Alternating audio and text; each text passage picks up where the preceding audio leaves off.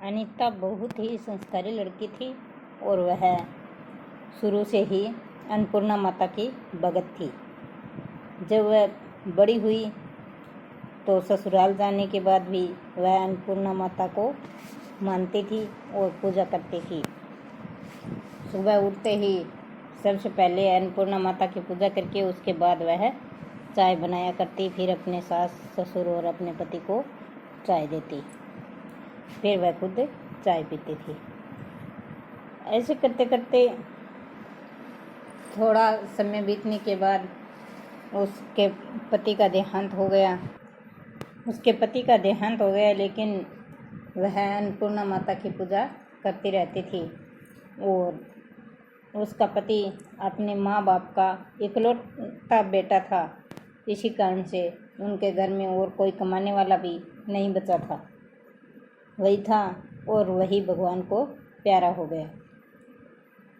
तो अनीता ने सोचा क्यों न ढाबा खोल लिया जाए। उसने शुरुआत में तो एक छोटा सा ढाबा लगाया चाय का और वह चाय बना करके यात्रियों को चाय पिलाती।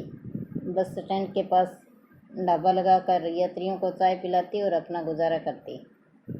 ऐसे करते करते काफ़ी दिन हो गए तो उसके पास थोड़े पैसे बचने लगे। तो वह अन्नपूर्णा माता की भगत तो थी और पैसे भी बचने लगे। उसने सोचा क्यों ना होटल खोल लिया जाए। उसने एक छोटा सा होटल खोल लिया और होटल में भी वह अन्नपूर्णा माता की मूर्ति चिपकाए हुए रखती और हमेशा सबसे पहले होटल के अंदर जा कर के अन्नपूर्णा माता की पूजा करती, फिर होटल शुरू किया करती।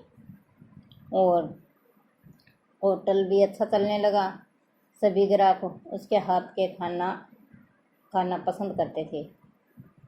तो एक दो कोई गरीब लोग जो आते वो कहते कि मेरे पास पैसे नहीं है, अनीता क्या आप मुझे खाना दे दोगी?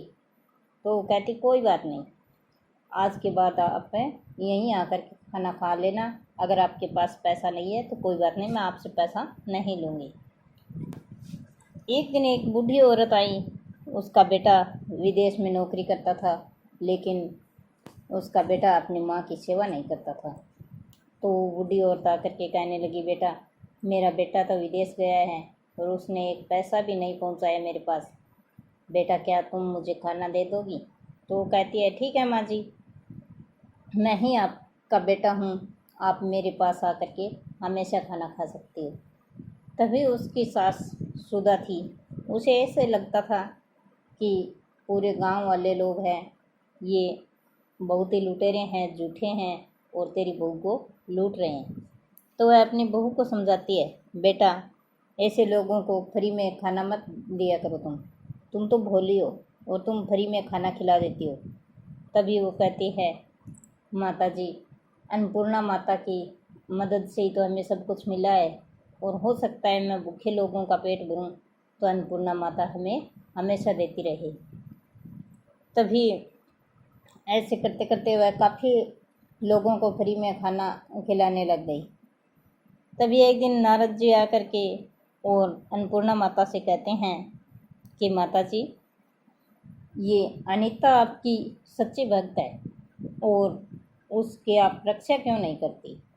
वह कितने भूखे लोगों का पेट भरती है और अपना गुजारा खाना बना करके मुश्किल से ही उसका गुजारा चलता है, क्या आप उसकी रक्षा नहीं करोगी? तभी अन्नपूर्णा माता कहती है कि मैं रक्षा ज़रूर करूँगी, लेकिन एक बार मेरी भक्त की परीक्षा तो ले लूँ मैं, और तुम भी चलो मेरे साथ। और नारद जी को साथ लेकर के अन्नपूर्णा माता आती है धरती के ऊपर और नारद जी को छोटा बच्चा बना लेती है और खुद बूढ़ी माई बनकर आ जाती है और कहती हैं, बेटी मुझे कुछ खाने के लिए दोगी?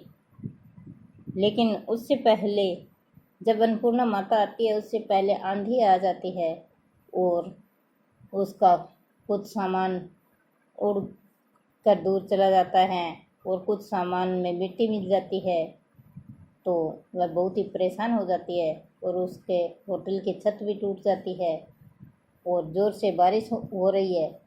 तभी अन्नपूर्णा माता आती है और कहती है, बेटी मैं कई दिनों से भूखी हूँ, क्या मुझे भोजन मिलेगा? तो कहती है, हाँ माँ जी, भोजन तो ज़रूर मिलेगा, मैं अभी बना रही हूँ।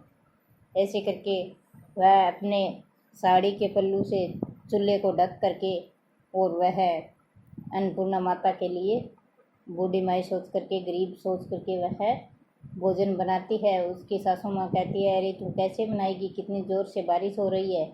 और तभी वो कहती है, कोई बात ना माँ, एक माँ के लिए ही तो बनाना है। तो वो कहती है, बेटा मेरे साथ मेरा बच्चा भी है। तो वो कहती है, कोई बात नहीं माँ जी, तुम्हारा पेट मैं जैसे कैसे भरूँगी। और मैं ऐसे साड़ी का पल्ला ऊपर ढक देती हूँ चूल्हे के, आप माता जी इस पल्ले को पकड़ लेना और इसके ऊपर इस परात को लगाए रखना ताकि चूल्हे के ऊपर वर्षा का पानी ना गिरे और चूल्हा बंद न हो।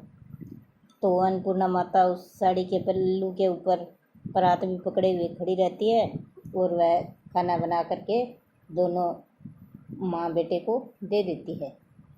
तो वह खा लेती है। खाना खाने के बाद अन्नपूर्णा माता कहती है, बेटा मेरा पेट भर गया, मुझे बहुत अच्छा लगा तुम्हारा खाना।